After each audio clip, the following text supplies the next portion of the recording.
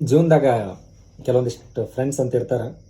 So ನಾವೇನು ಮಾಡ್ತೀವಿ ಆ ಟೈಮ್ನಾಗ ಯಾರೋ ಒಬ್ಬರ ಹತ್ರ ಅಂದರೆ ಫುಲ್ಲು ಕ್ಲೋಸ್ ಆಗಿರ್ತೀವಿ, ಅಥವಾ ಎಲ್ಲರ ಜೊತೆನೂ ಅದೇ ಥರ ಫ್ರೆಂಡ್ಶಿಪ್ ಇರುತ್ತೆ. ಸೊ ಸಮ್ಟೈಮ್ಸ್ ಏನಾಗುತ್ತೆ, ಕೆಲವೊಂದು ಇನ್ಸಿಡೆಂಟ್ ಅಂದರೆ ಕೆಲವೊಂದು ಲೈಫ್ನಾಗ ಕೆಲವೊಂದು ಇನ್ಸಿಡೆಂಟ್ ಎಲ್ಲ ಆದಾಗ ಸೊ ನಾವೇನು ಮಾಡ್ತೀವಿ, ಒಬ್ಬ ವ್ಯಕ್ತಿನ ಅಥವಾ ನಾವು ಒಬ್ಬ ವ್ಯಕ್ತಿ ಮುಂದೆ ಒಳ್ಳೆಯವ್ರಾಗಕ್ಕೆ ಹೋಗಿ ಜೀವನದಾಗ ಆ ವ್ಯಕ್ತಿನ ಅಷ್ಟು ಜನರ ಹತ್ರ ಕೆಟ್ಟವ್ರಾಗಿ ಮಾಡಿರ್ತೇವೆ. ಅದು ಯಾಕೆ ಆ ಥರ ಅಂತಂದು ಗೊತ್ತಾಗತ್ತಿಲ್ಲ. ಬಟ್ ಕೆಲವೊಂದು ಟೈಮ್ ಕೆಲವೊಂದು ಇನ್ಸಿಡೆಂಟ್ ಆಗಿರ್ತಾವೆ.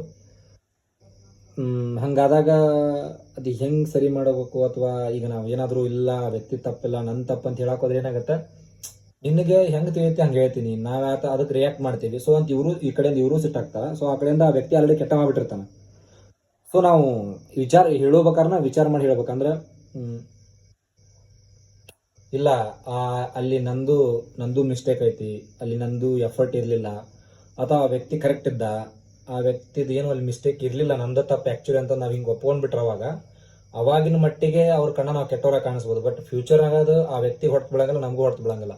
ಓಕೆ, ಒನ್ ಟೈಮ್ ಬಿಡು, ಏನೋ ಲೈಫ್ನಾಗ ತಪ್ಪು ಮಾಡಿ ಅಂತ ಸುಮ್ಮನೆ ಬಿಡ್ತಾರೆ.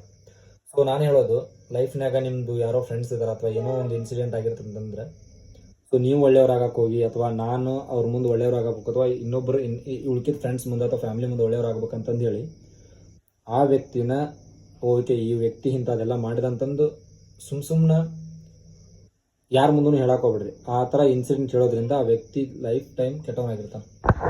ಅಣ್ಣ